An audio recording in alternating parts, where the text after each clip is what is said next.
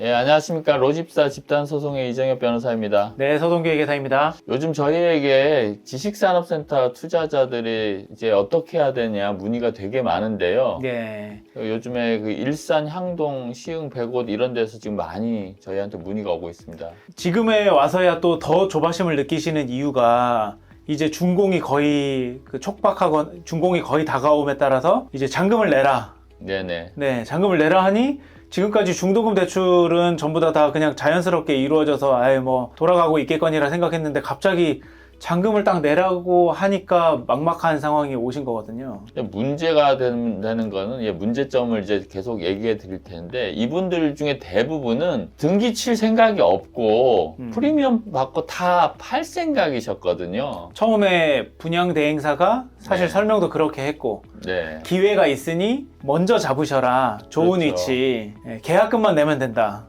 전화로 지금 당장 좋으니까 계약금 납입한 다음에 와서 계약서 작성하라라고 하신 분들도 상당수이시고. 예, 그래서 네. 이제 보통 그렇게 전화로 그렇게 영업하면 안 되게 돼 있는데 그렇게 지금 전화로 계약금을 받는 그런 불법 행위까지도 일어났습니다. 그래서 예. 그리고 또 뭐 하나만 하신 게 아니라 아니 좋으니까 여러 개 하세요. 이렇게 해서 막 3개, 4개 막 이렇게 그렇게 계약이 되니까 더 이분들이 지금 수행을 할 수 없는 상황까지 지금 오신 것 같거든요.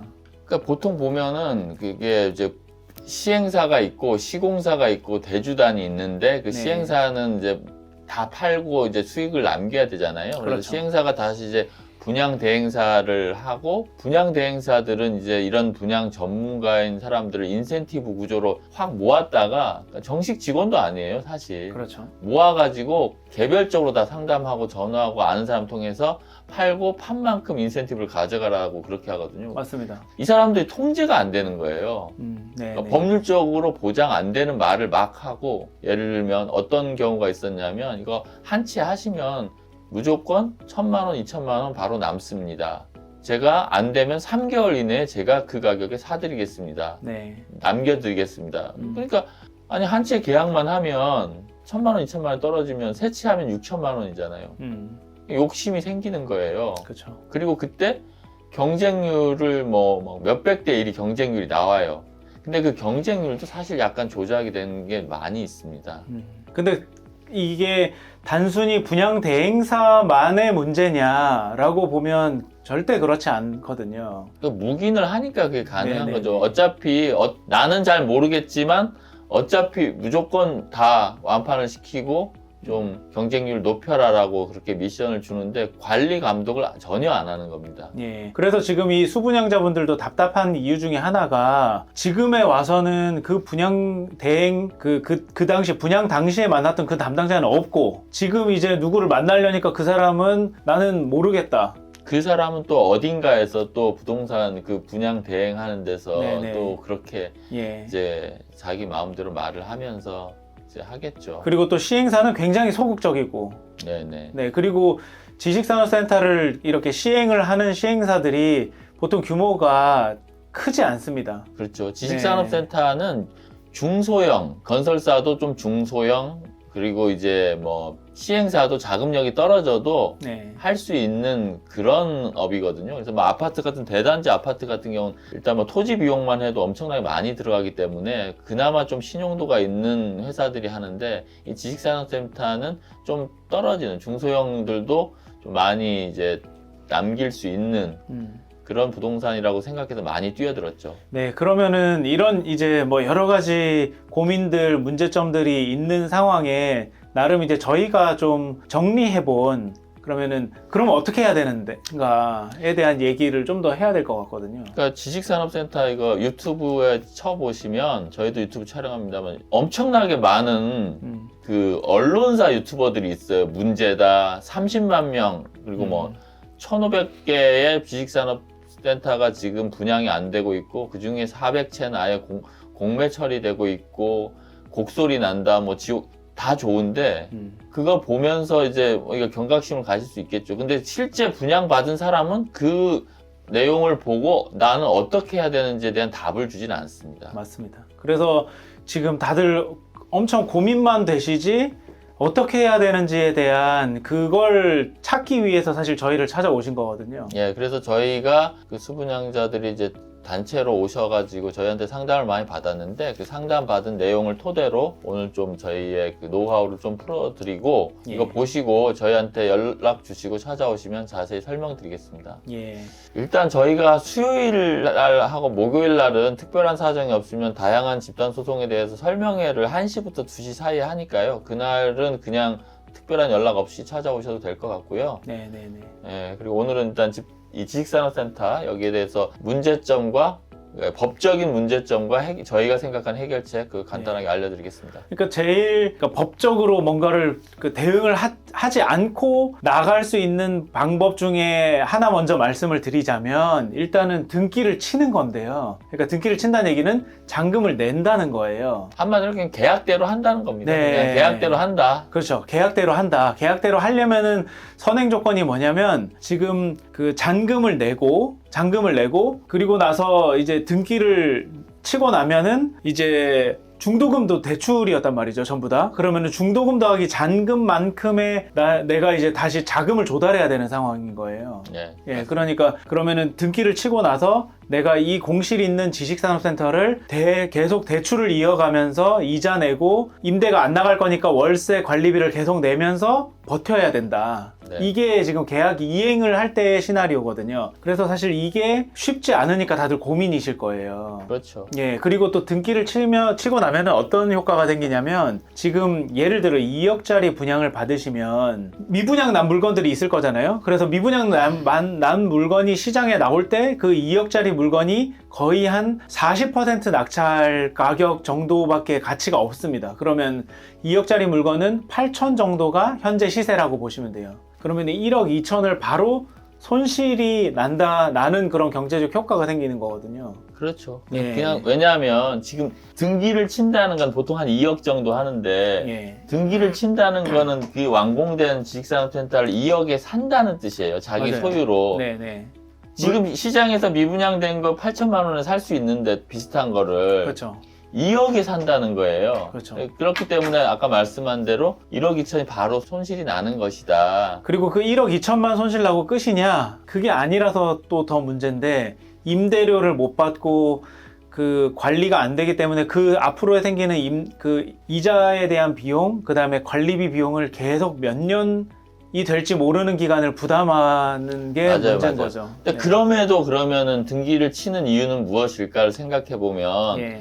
등기를 안 치고 잔금을 납입을 안 하면 잔금 지연으로 인해서 손해배상 청구를 지연 손해금률이 높잖아요. 한 그렇죠. 12% 정도 되는데 네네네. 그게 계속 쌓인다는 거예요. 그렇죠. 그래서 그게 예를 들면은 2억에 대해서 뭐 2억짜리를 했는데 이제 일부 냈을 거 아니에요? 뭐 그게- 계약금 일부 냈고 네, 일부 냈는데 네. 그냥 2억이라고 치면 2억의 10%면은 2천만 원이고 2천만 원이잖아요. 네. 2천만 원을 12로 나누면 한 달에 뭐 한 150 정도 되나요? 네. 150 좀 안 되네. 그렇죠. 예, 뭐 하여튼 그 150만 원에 칩시다. 이 150만 원을 좀 부담하면서 법적 대응을 할 것이냐? 예. 이거는 월세 관리비가 계속 안 들어오기 때문에 네. 당연히 이제 이 이자 상당의 비용을 계속 되는데 등기를 안 쳤을 때는 이 정도 금액이 드는데 등기를 쳤음에도 불구하고 월세를 못 받고 수수료를 못 받으니까 당연히 2억짜리의 월세가 아니라 8천만 원에 대한 월세로 들어올 거 아니에요. 그렇겠죠. 근데 이게 언제까지 갈지 모르겠다. 네네. 언제까지 뭐 3년 4년이 갈 네. 수도 있다. 그러면은 그동안 계속 이제 자산 가격이 더 떨어질 텐데 그거를 좀 생각을 해 보시고 분양 계약을 해지할 수 있는 방법이 있는지를 그리고 이게 등기를 안 치고 어떻게 할 수 있는지 그 확률을 계산해야 할 수밖에 없습니다. 뭐 예. 분명하게 할 수는 없고요. 네, 그래서 뭐 사람마다 상황은 조금씩 다를 거예요. 그러니까 그 무슨 말씀이냐면 잔금을 칠 수 있다라는 그 여력이 되는 사람이 있을 거고 이건 내가 아무리 해도 잔금을 칠 수 없다. 절대. 이게 5채 막 4채 가진 사람들은 두 개는 등기할 수 있고 두 개는 못합니다라고 하는 분들도 있는데 이게 한꺼번에 갈 수밖에 없어요. 그렇죠. 왜냐하면 이제 두 개를 못 치면 이 두 개에 대한 잔금이 납입이 안 되면 당연히 은행은 이 나머지에 대해서도 다 압류를 하고 공매를 할 겁니다. 예. 그러면 그래서 이제 첫 번째 방안이라고 설명드린 거는 계약 이행이거든요. 근데 예. 그 계약 이행이 이게 도저히 답이 아니다라고 할 때 고민을 해볼 수 있는 게 이제 저희가 제공해드릴 수 있는 그런 방안이라고 볼 수 있는데, 근데 대부분의 경우는 등기를 칠 생각으로 지산 투자를 할 생각을 한 분은 좀 많지는 않은 것 같고, 예. 그래서- 상황도 그렇고. 네, 그래서 자기가 이제 월세로 이자를 내면서 이자 관리비를 내면서 조금의 수익을 얻을 수 있다라고 생각을 하신 분들은 잔금을 치를 여력이 조금 있다고 볼 수 있는데 그분들도 한번 고민을 좀 해보시고, 저희한테 주로 오시는 분들은 대출이 안 나와요 이런 거예요. 그러니까요. 처음에 계약할 때 그 대출이 많이 된다 네, 라는 설명을 듣고 했는데, 지금 막상 잔금을 내려고 대출을 알아보니 대출이 안 나온다. 시장 상황도 뭐 더 악화가 됐을 아니 거고. 그러니까 그거 뭐 네. 뻔한 거예요. 네. 2억짜리가 지금 시장에 8천만 원 받는데 네.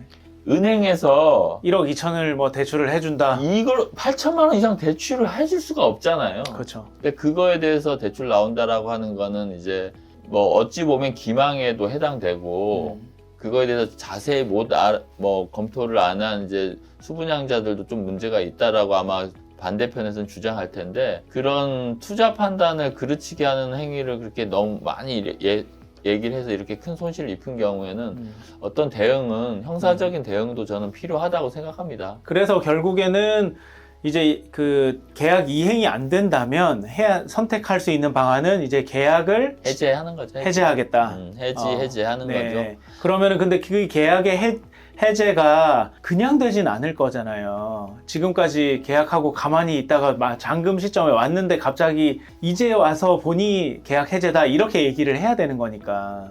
예, 그래서 이게 참 아이러니컬한 게 네. 단순하게 보면은 이제 보통 여행 갈 때 숙박 하잖아요. 숙박할 때 보면은 무료 취소 언제까지 하고 그다음 안 되면 뭐 50% 까이고 뭐 30% 까이고 막 이렇게 하는데, 지금 이 사건 같은 지식산업센터 같은 경우에는 계약할 때 중도금 대출 약정을 다 체결해 버려요. 네. 계약할 때 이것부터가 지금 문제거든요. 네. 그러면은 첫 번째 중도금 납입할 때까지만 계약금 포기하고 이 계약을 해지할 수 있어요. 네. 근데 그때는 상황이 되게 좋은 때고 아직 착공도 제대로 안 된 때라 가지고 그때까지 뭐 계약을 했는데 계약을 취소한 사람이 없어요. 네. 그 취소할 상황을 뭐 특별한 경우에는 만들지도 않고. 네.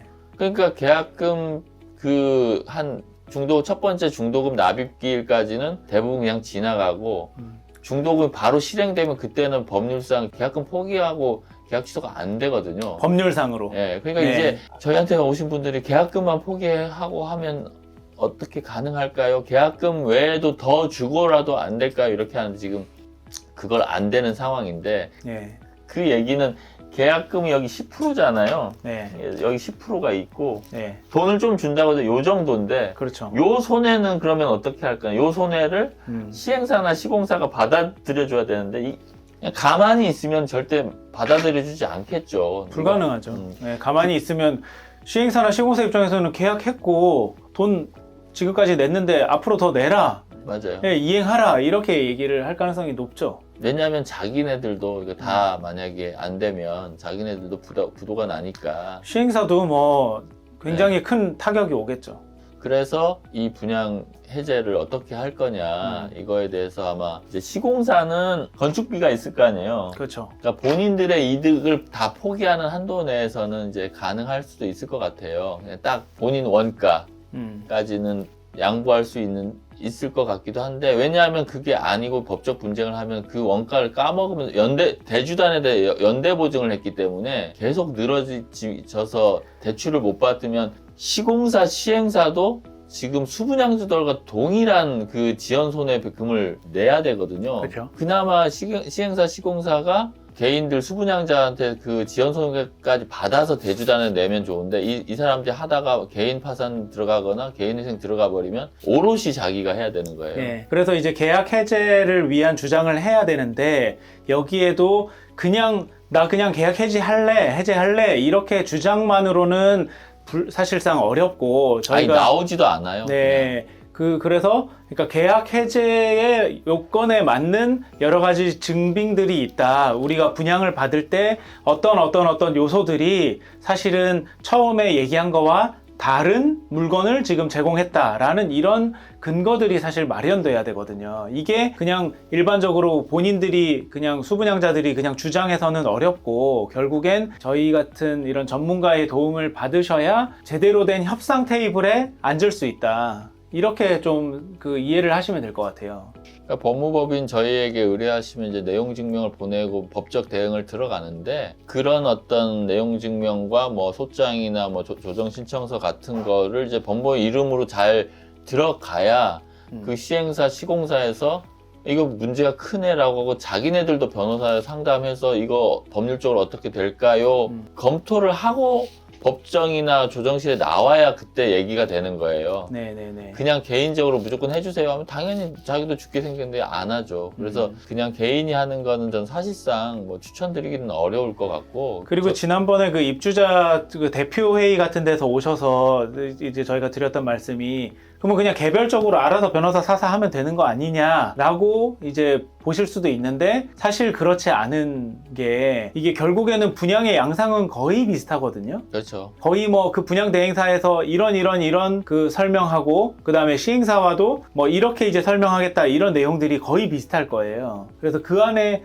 사실 그 이 분양 계약이 해제돼야 되는 그런 요소들을 모으면 결국에 다 그 힘이 되는 그런 공통적인 요소들이 있기 때문에 이 한 번에 모이시는 게 훨씬 더 협상에 유리할 거다. 이렇게 설명을 그때 드렸던 내용도 좀 설명을 드립니다. 그리고 뭐 개인적으로 각자 이렇게 하면 전체적인 이제 소송 비용이 전체적으로 올라가는 거고요. 좀 이제 아까 말한 대로 결국은 케이스 바이 케이스 조금 다르긴 하지만 한 뭐 5, 60%의 아까 분양과 과정 내용은 거의 비슷하다고 보이고 그리고 이제 뭐 시행사, 시공사가 동일하기 때문에 협상력을 높이기 위해서도 같이 하시는 게 도움이 될 거라고 생각을 하고 있습니다. 네. 그리고 제일 마지막 한 가지 더 이 얘기도 좀 그 뭐 유튜브 찾아보신 분들도 좀 있을 텐데 개인회생 파산도 지산 얘기하는데도 또 그 테마가 나오더라고요. 그러니까 나올 수밖에 없는 게 가만히 있어서 잔금이 치를 수 없고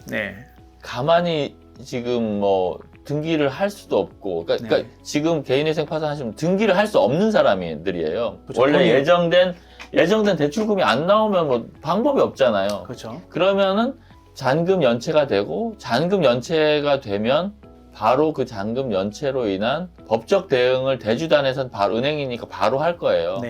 그럼 법적 대응을 하면 그 지연 손해금에 따라서 지금 자산이 다 묶이고 결국에는 강제로 개인회생 파산 절차를 할 수밖에 없게 몰리게 되는 거거든요.